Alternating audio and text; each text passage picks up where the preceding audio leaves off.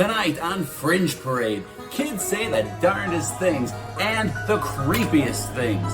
Also, the all-seeing Masonic Eye of Providence, a hot take on what that symbol might actually mean. Also, not all creepy things are paranormal. Isn't that right, Corey Feldman? Plus, a new bill in Congress about UFOs mentions non-human intelligence over 20 times. And finally, you do not recognize the bodies in the water. You do not recognize the bodies in the water. All of this and more on tonight's Fringe Parade.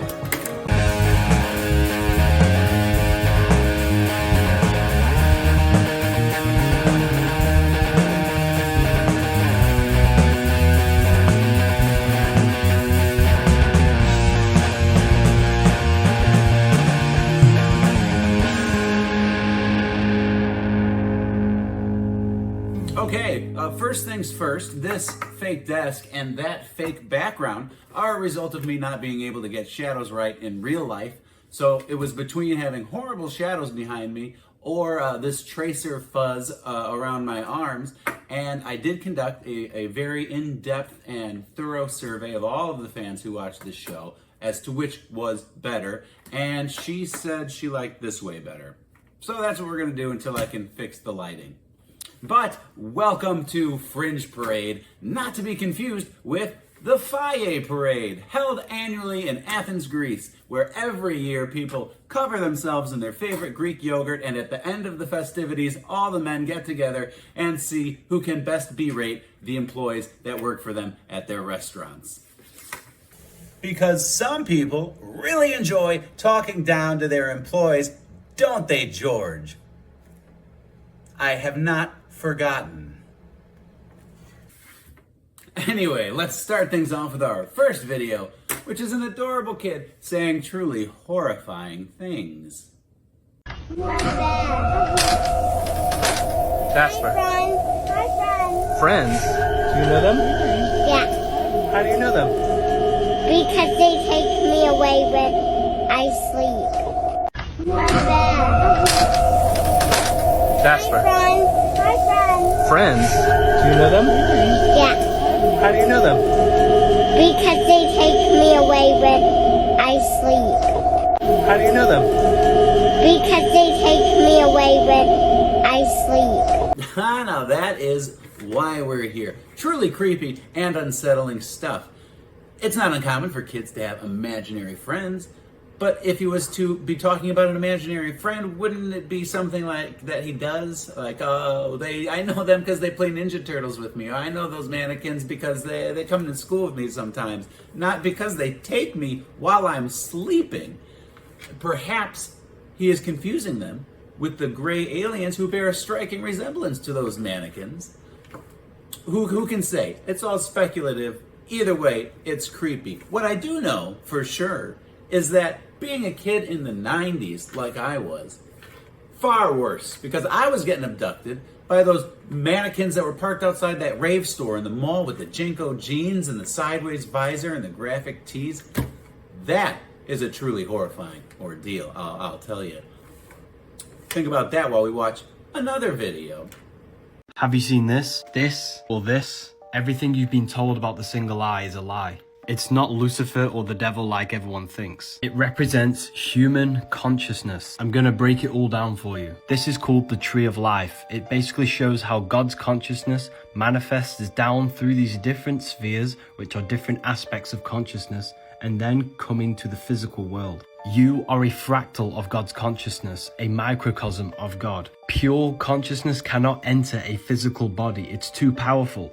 So it has to filter itself down through these spheres, which are the 10 planets. You possess a body and a divine consciousness. Your thoughts and emotions are not physical. They are an aspect of your consciousness, your mind. The mind has no limitation. There is not one thing you can't think of in your imagination. This is how powerful the mind is. You can expand your physical awareness all the way to the awareness of God and know all things of the universe. In other words, your mind can expand beyond the physical plane and explore higher realms of consciousness. The triangle represents the 3 top spheres of the source of the universe on the tree. This represents human enlightenment and expanded states of consciousness. It's separate from the body. Your consciousness is not a part of the body.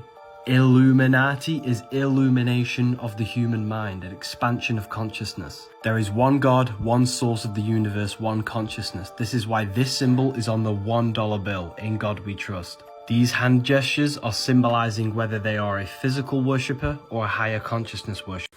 Honestly, I do love poking fun at a lot of the videos that we watch on this show, but this one kind of checks out as far as I'm concerned. You see, we as humans communicate almost exclusively through symbols. Every guttural sound that I'm making, every word written or read is just a symbol for something that already exists in the real world.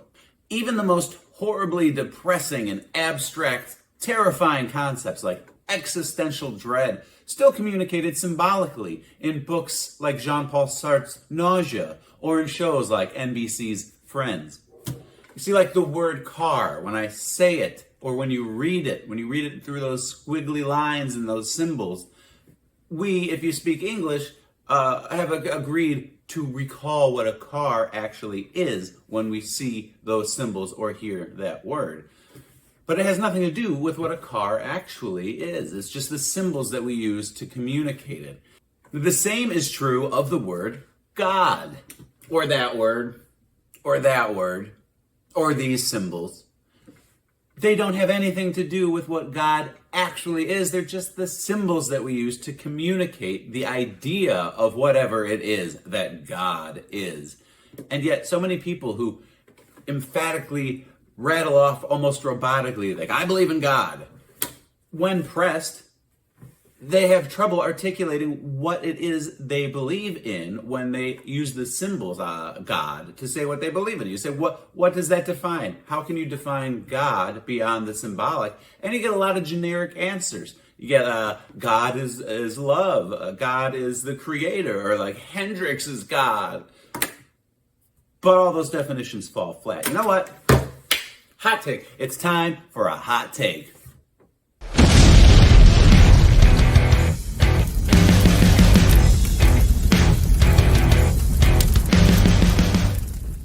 Okay, I don't know if it really needed all of that, but a hot take is a new segment on the show where I present a conspiracy theory that I haven't really seen too much anywhere else. Something that's new to me, hopefully new to you, and today's hot take is that there is a secret world religion that is only practiced by the elites, and this religion is steeped heavily in symbolism. It has its own symbolic language where images like this or like that, or yes, to bring it all the way back around, like this, are things that you could read as easily as words on a page if you knew the symbolic language.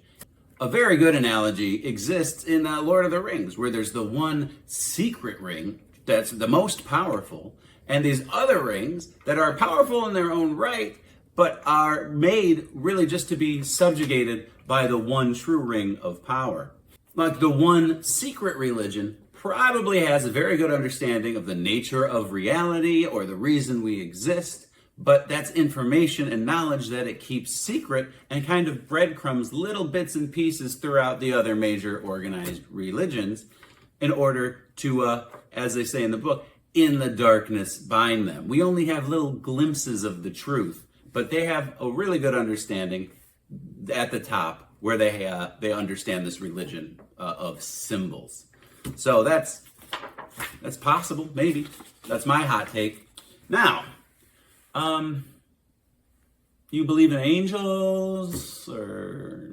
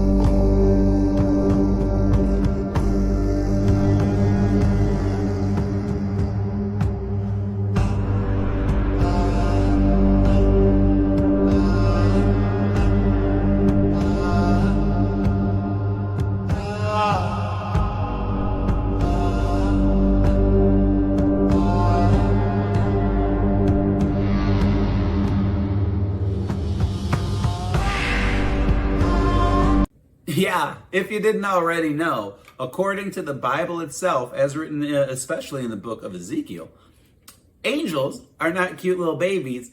They are horrifying Lovecraftian nightmare monstrosities, which makes sense that the first thing they say is be not afraid. So I guess at least they have some self-awareness, or there's mirrors in heaven so they can see themselves, and they know how scary they are. I'll tell you one thing, as devoutly religious as my grandmother is, she really did not appreciate it when I replaced the cute little child angel gathering ducks picture that she has in her bathroom with just something, trying to be a good grandson, something a little more, biblically accurate. She was not a fan. Also, be not afraid yourself to hit that subscribe button, huh? Come on, I don't have very many subscribers. I don't have enough to even monetize the channel a little bit. This is all just for fun. I only do it because you watch it, and if you like it, keep watching it, and I'll keep making it, and maybe we'll grow enough, and I'll keep doing it. Otherwise, it's back to goldfish crackers and watching The Rocketeer over and over again. I'd rather keep making the show. So let's check out our next video. Is this the polyamorous relationship? As far as what happens behind closed doors, it stays behind closed doors. Exactly. It's Corey Feldman. You know who he is? I do. And I've been a fan of Corey most of my life, was super into Stand By Me, loved the Goonies, etc. As an adult, I discovered Rock and Roll High School Forever, thanks to you guys. Are you ready to rock and roll? If you're over 30, you probably know who he is, but what you may not know is that he once did an episode of Celebrity Wives Swap, where he and another celebrity swapped wives. So exactly what it sounds like. Hello. Hello. And I gotta say, I wasn't prepared for the things I saw in the way he treats his angels, which are like his proteges, I guess. I guess these women come to live with him in the hopes that he will like help them break into the entertainment industry. He gives them very valuable training, like, how to diet, how to exercise, how to wear lingerie around the house. All these things women need to know if they want to have a career, you know what I mean? I have helped a lot of women with their careers in Hollywood. And then I would realize they went off to be successful, and what did I get out of it? Not much. That's why I developed my company, Corey's Angels. When the girls become angels, they move into my house, and they literally become part of our extended family. We have a very kind of strict regimen. Rule number 1, we will put them on the angel diet. That means no meat of any kind. I'm a fruitarian, which means that I only eat fruit. Exercise. I like watching you guys hop. Hi. Have you noticed what you're wearing today? You like my outfit? I do, except it would be better on the floor. Wow. No, I mean, I have a thing with jeans. We're constricted in everyday life. So that's why you see the girls running around in their angel outfits or in robes or whatever, because it's like about being free. Yeah, guys, it's about being free, okay? It has nothing to do with the fact that I want to see half women parading around in lingerie all day. It's not about me. It's about freedom. Thanks. Sorry. 30 days, you could basically be where Caitlyn is now. Of course, she'd have to buy them to be as big as yours, but hey, that I can't change. Some of the things Corey says don't even deserve a response. They're just so absurd. And leave my out of this. Amen. Wait, they're here. That's their choice. But I want them to feel. They did everything in their life to get to this point. Nobody's going to come in and try and reprogram. Okay, that is such an alarming word. I feel like I'm interrupting this too much, but that word he just used, reprogram, that is so creepy. Now that was Jamie French talking about Corey Feldman's time on Wife Swap, which she's great. She's very funny, very intelligent. I suggest giving her a follow if you get a chance. But she's right. He's just the weirdest guy, as if his guitar solo wasn't bad enough.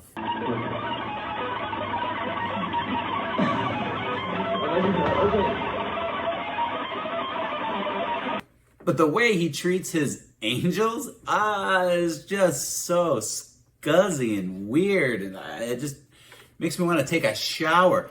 I don't like it, but the reason I include it in this video is because I saw so many comments about how difficult a childhood Corey Feldman had. And true, I'm not going to argue that, but I think it's important to note the difference between an excuse and an explanation.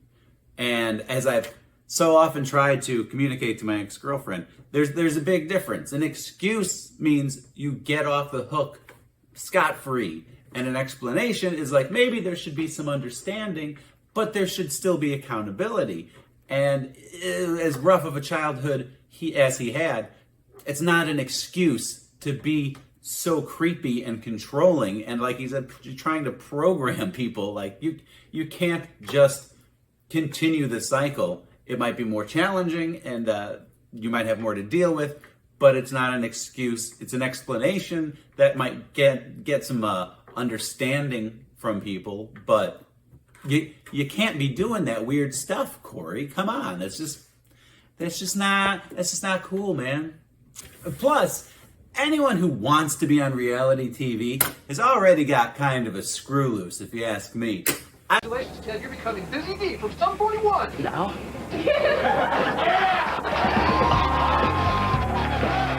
Hi, I'm Ted, and I'm becoming Busy D from Sum 41. Hey, all right, well, I mean, maybe not everybody on reality TV has a total screw. To be fair, it was a different world then, and MTV was a kind of cool back in... It wasn't. I don't have any excuses. Let's just watch another video, shall we? Let's just watch another clip.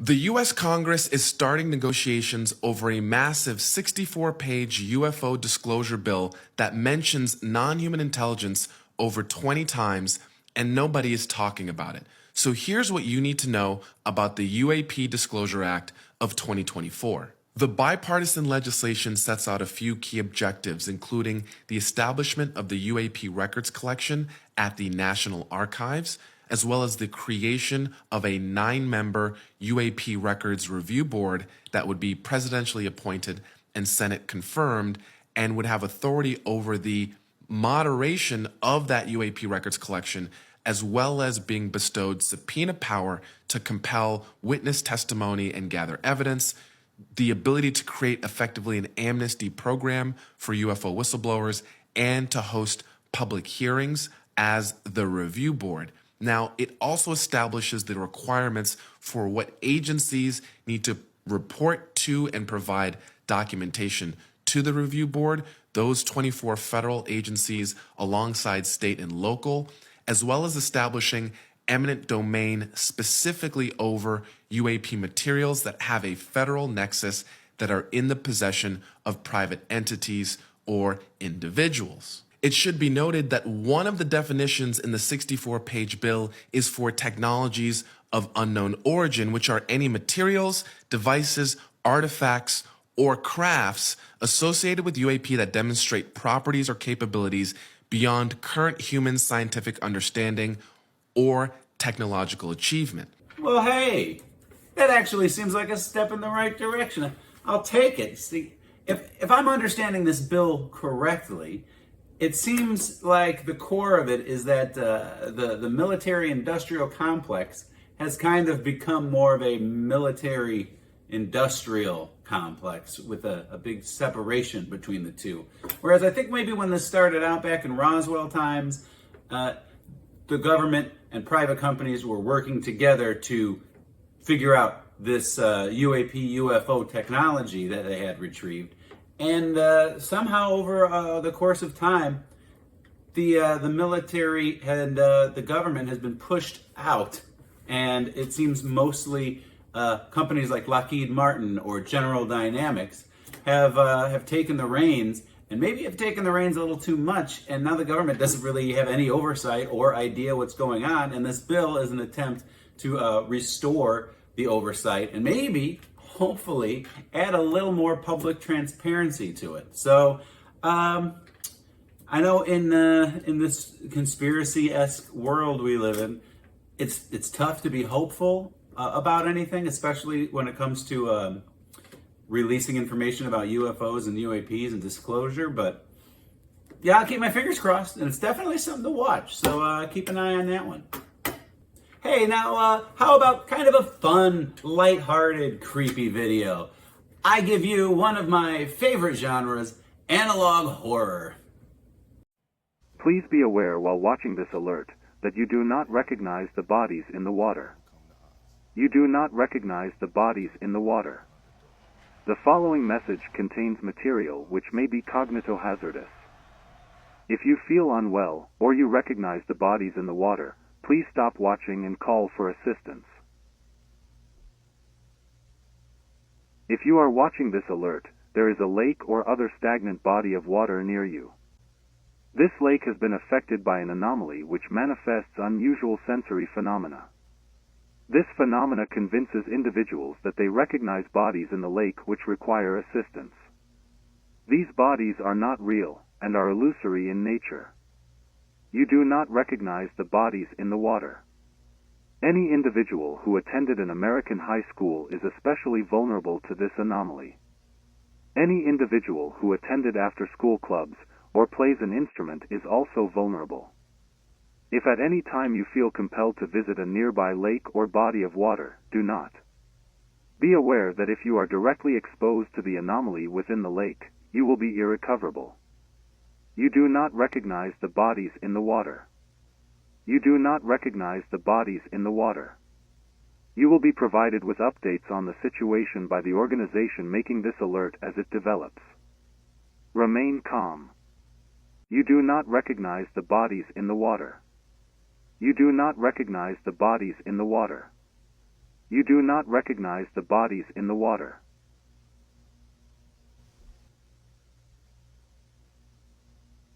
Now that's some good old-fashioned creepy, huh? Like a freaky chicken noodle soup or the ghost of your grandmother's casserole. It just really warms the soul.